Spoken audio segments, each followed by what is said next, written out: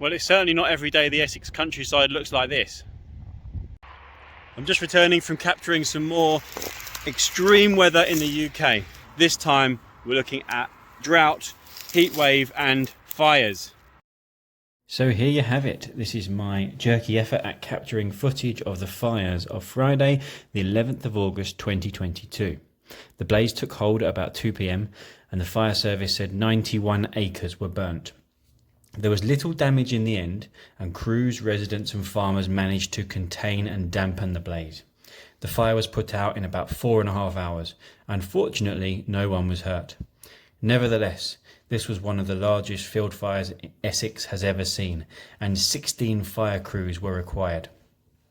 Current, ongoing hot and dry conditions mean that fire is easily spread, and there is high risk when people are tempted to have barbecues and bonfires and campfires and similar.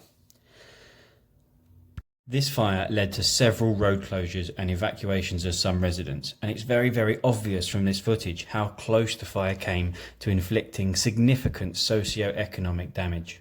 As a point of interest, it's worth bringing up the current council policy of allowing the grass verges to grow. This has the aim of encouraging biodiversity and also in helping to lock away more atmospheric carbon in those verges in the biomass. And of course, all of that is laudable.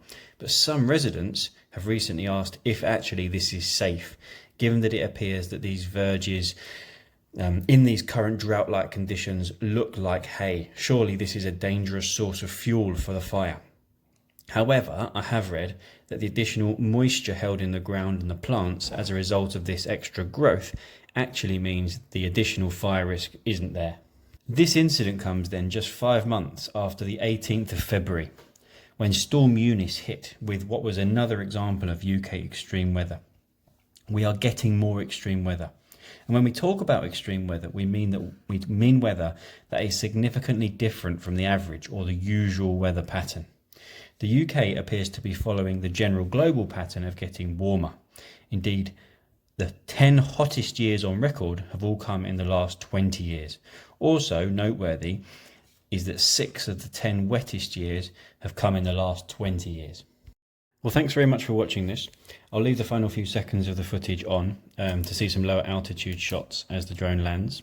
Do comment, please, if you have any further information about this incident. As a GCSE geography example, it is really useful to have eyewitness testimony, and it always helps to bring these examples to life for students who might be watching the video. Thank you very much.